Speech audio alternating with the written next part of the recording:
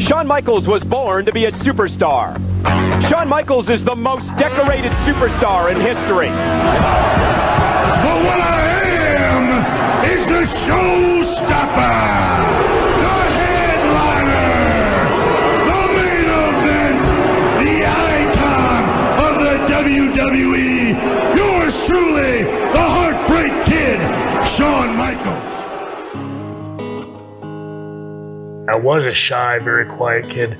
No one was more surprised than the people who really knew me back home in Texas about this line of work that I was in. In the wrestling business, we have good guys and bad guys, or as we used to reference it, heels and baby faces. The opportunity came for me to be a heel. As I turned into a heel and I began to sort of go on this journey of who this character, this gimmick would be, it just continued to grow. And it certainly unleashed in me this side of where I could just go out there and do absolutely anything. But it came out through, honestly, through drugs and alcohol. It was the only way that I had the ability to show any type of personality other than the shy, quiet kid. We used to say things, or certainly I said things like, hey man, I only party when I'm on the road. Okay, we're on the road 250 plus days a year.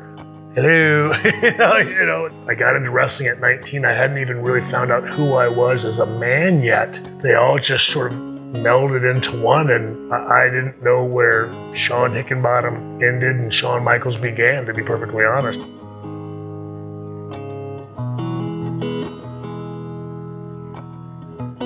As if the marriage and everything didn't happen fast enough. 6 weeks after we're married, we find out she's pregnant.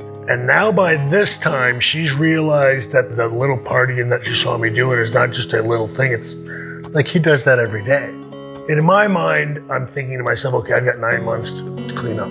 The baby is born. On many levels, I can grasp that it's the greatest thing that's ever happened to me, but I still don't have the ability to turn into this man that I need to become.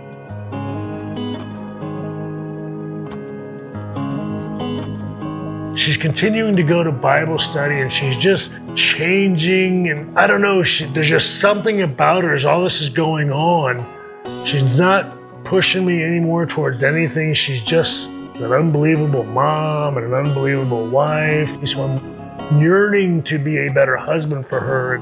So it's the weekend, and I'm getting myself into a little bit of a haze.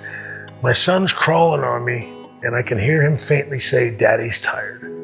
And for the first time ever, I realize, he's 2, and he can now see that there's a difference in me. And it just hits me like a ton of bricks, like, oh my goodness, he sees it now. I mean, and of course I can flash back to remembering he got 9 months.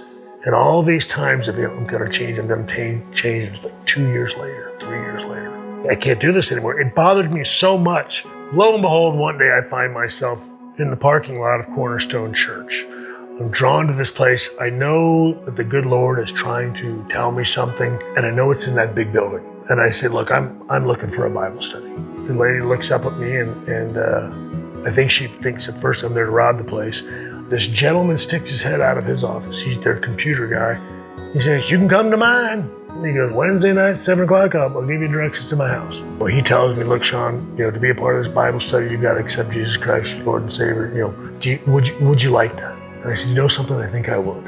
He leads me in the sinner's prayer, and I just weep like a baby. This feeling comes over me that it's like, they discipled me. My life was it's never been the same. I never touched another drug. It's so funny, I came home, I'm like, oh my goodness, the greatest thing ever. I'm driving home, I come in the door, I said, "Honey, I know what it is. It's Jesus, I'm saved." And I tell her everything that happened. She looked at me and she goes, "I know." I said, "What do you mean?" I said, "This whole time," I've been trying to figure out. She said, "Look, I've known all along." She said, "But you needed to find this on your own." She said, "I was just so worried that if I pushed you, it wouldn't happen." And then she begins to tell me how all those nights after I passed out, she'd go in the closet, she'd pray for me. And of course, it is, whatever it is, 15 years later, and I still get, I'm just holding them back. I'm holding them back. When I was a horrific wretch, didn't pine away at me, she went in there, into that closet, and prayed for me. I don't think there's any greater thing you can do for somebody.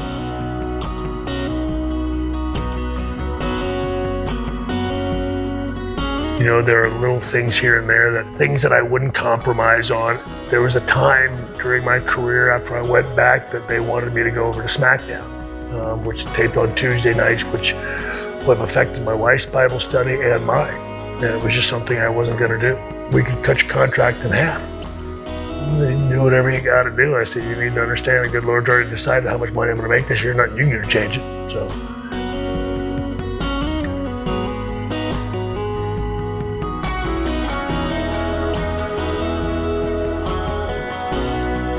He said, look, it doesn't, it's not a big budget. And of course, again, I think it does. It totally throws them off. I'd love to do it. Certainly a faith-based film, it sounds like obviously a great thing to do. And he's like, all right, well, let them know. And so I think they were surprised at the fact that I wanted to do it. Made it even better that the script was really good. I've seen a lot of Christian films. I attend a lot of them.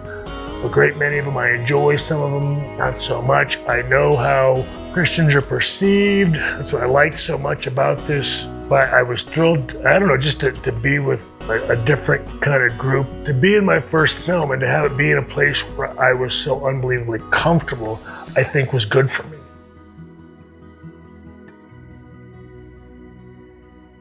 Doug's a good man. I think Doug is the man that I aspire to be.